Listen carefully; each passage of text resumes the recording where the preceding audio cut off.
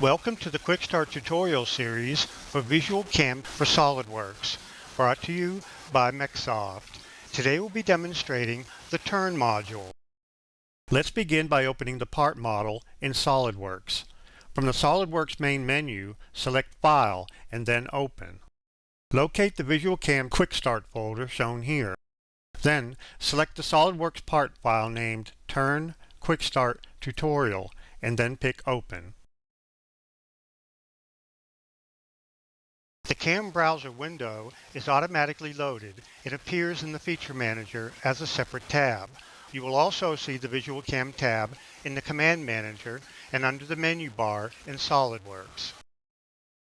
Select this tab and make sure that Turning Browser is selected from the menu. Now you will see two dialogs, the Machining Browser and the Machining Objects Browser, displayed in the CAM browser window of the Feature Manager. Drag the CAM browser to the right to see all of the CAM browser ribbon bar. We will perform the following basic steps in machining this model. First, we'll define the machine and the post-processor to use. Then we'll define the part, stock geometry, material, and the work 0.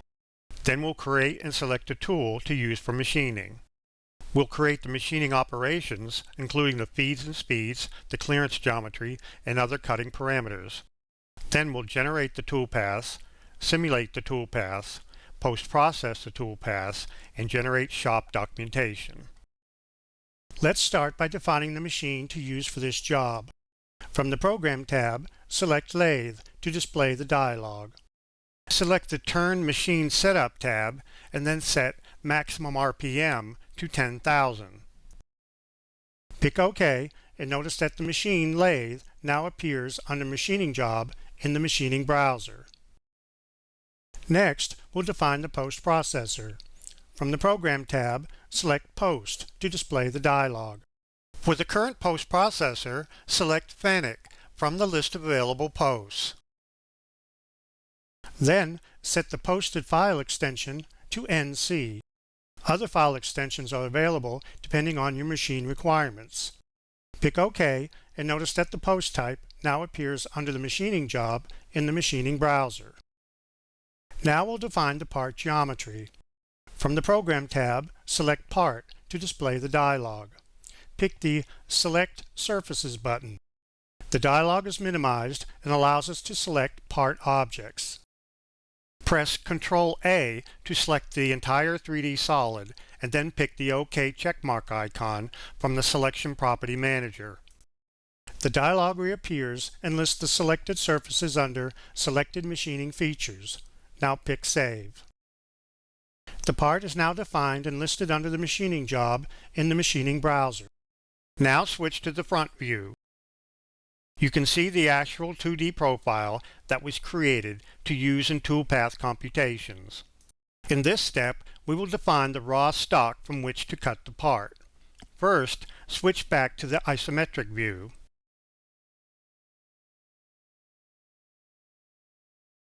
Then, from the Program tab, select Stock, and then select Cylinder Stock from the menu to display the dialog. Under Outer Dimensions, set Radius R to 1.5 and Length L to 3.25. Pick OK and notice that the stock type now appears under the Machining Job in the Machining browser. If the stock does not display on the screen, select the Stock Visibility icon at the base of the Machining browser. Once the stock model is created, you can move it in alignment with the part if needed. From the Program tab, select Align. For Z alignment, select Right and then pick OK. The stock is now aligned to the right side face of the part geometry in the Z-axis of the lathe. Next, we'll set the material for the stock geometry. From the Program tab, select Material to display the dialog. For material, select Aluminum-6061 from the list of available materials and then pick OK. If the material texture does not display on the stock, select the Material Texture Visibility icon located at the base of the Machining browser. Now, let's discuss the machining setup. The setup icon displayed in the job tree defines the Turn Machine Coordinate System, or MCS, and is defined automatically. CNC turning centers, or lathes, use the Cartesian coordinate system for programmed coordinates. They follow the convention that the spindle axis of rotation is designated as the Z-axis. Secondly, the axis perpendicular to this axis, along which the tool travels to cut into the stock, is designated as the X-axis. So the part and spindle rotate about the Z-axis, and moving a tool along the Z-axis provides the direction of feed, and moving it along the X-axis provides the depth of cut. By default, in the Turn module, the lathe Z-axis is aligned with the world X-axis, and the lathe X-axis is aligned with the world Y-axis. The lathe Y-axis points in the same direction as the world Z-axis. The MCS is displayed as a triad with a blue Z-axis, a red X-axis, and a green Y-axis. The World Coordinate System, or WCS, is displayed the same way. While the setup coordinate system is defined automatically, we do have to define the work zero, also referred to as the workpiece origin. This location defines the 0 point from which all toolpath points are interpreted by the controller. Typically, this is set to the rightmost face of the part or stock geometry on the lathe Z-axis. From the Program tab, select Work 0 to display the dialog. Select Set to Stock Box, and then set 0 face to rightmost. This locates the machine origin point to the rightmost face of the stock geometry along the lathe Z-axis. Now pick Generate, and notice that the MCS is translated and that the Work 0 now appears under Setup 1 in the machining browser. Now we need a tool to turn our part. From the Tools tab in the Machining Objects browser, select Create Edit Turn Tools to display the dialog. Select the Diamond Insert Tool icon and we'll set the following parameters in the dialog. We'll set Name as Diamond Insert-OD. Inscribe Circle Radius to 0.5. Tip Radius to 0.02. Tip Angle to 55. Relief Angle to 20. Orientation to OD forward.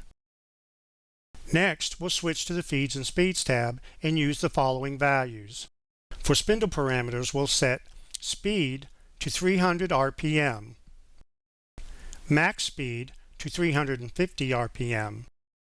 For feed rates, we'll select IPM and then set Plunge to 5, Approach to 7.5, Engage to 7.5, Cut to 10, Retract to 15, Departure to 15, and Transfer to User Rapid. Now we'll pick Save as New Tool. Note that you can edit the tool properties and pick Save Edits to Tool to save the changes. You can also create additional tools by assigning a different name and specifying new tool parameters. Okay, the tool is created and listed under the Tools in Session on the left, and we'll pick OK to close the dialog. Notice that the new tool is also listed under the Tools tab of the Machining Objects browser. Now we're ready to create our turn roughing operation for machining the part. From the Program tab, select Turning and then Roughing from the menu of Operations. This will display the Turn Roughing Operation dialog. From the Tool tab, we'll select the Diamond Insert-OD tool we just created as the active tool. Note that the tool parameters of the currently active tool are always displayed in the status bar at the bottom of the Machining Objects browser, as shown here. Next, we'll pick the Feeds and Speeds tab. Then we'll pick the Load From Tool button.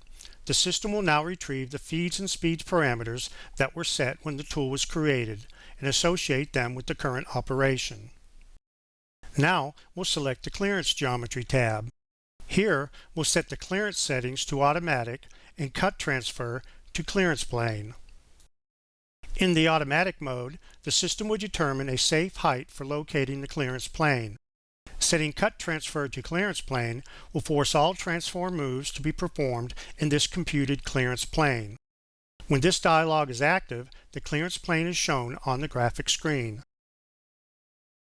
Now we'll switch to the Global Parameters tab to specify parameters to control the cutting. Here, we'll set the approach type to outer diameter. We'll set stock to 0.01. This means that we'll be leaving 0.01 thickness on the part after machining. Next, we'll select the Turn Roughing tab and set the following parameters. For cut pattern type, we'll set it to linear cuts. This will create a cut pattern with straight line cuts. Offset cuts, on the other hand, would create cuts that are successive offsets of the turn profile. We'll set cut direction to positive. This will ensure that the cut traverses along the positive z-axis of the lathe coordinate system. We'll uncheck Final Cleanup Pass and we'll set depth per cut to 0.0625. Note that the depth per cut is always set to an absolute value. Now for the Entry/Exit tab. Entry/Exit parameters control how the cutter will engage material as it begins cutting and how it will leave the material as it completes the cutting. Under the Entry tab, we'll set the approach motion length to 0.025.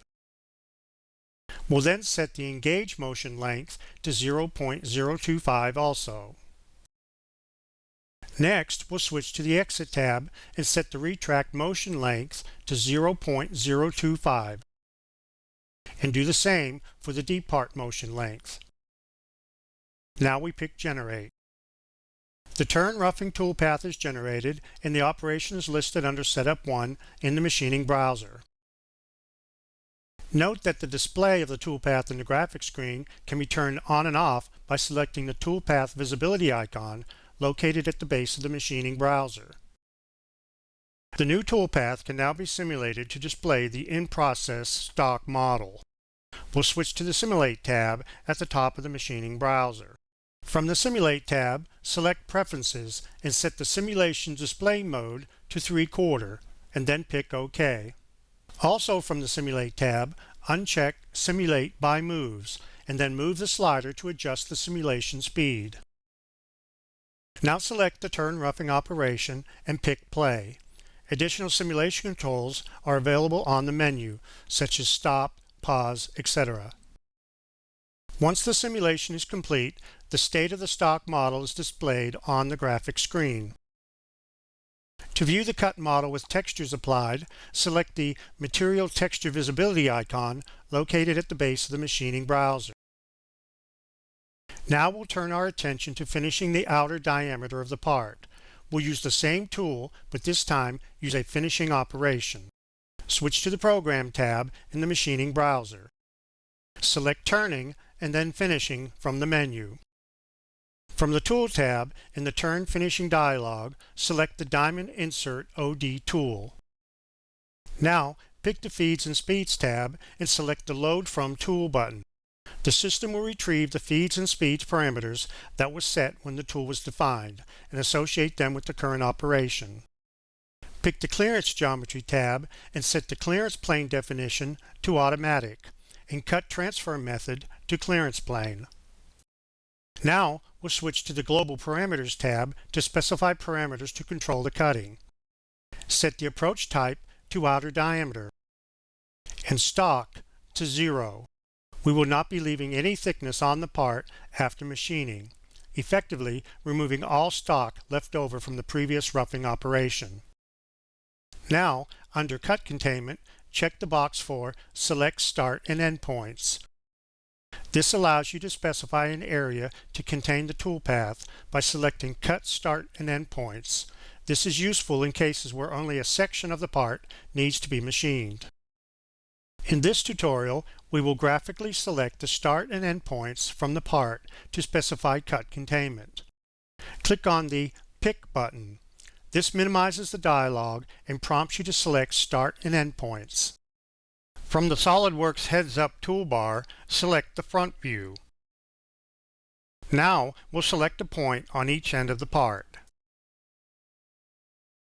The Turn Finishing dialog reappears and displays start and end point coordinate values for the cut containment.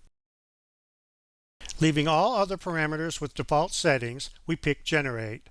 The operation is generated and listed in the operations tree in the machining browser. Now, to verify the toolpath, we make sure it's selected in the operations tree. Select the Simulate tab, select the isometric view, and then pick Play.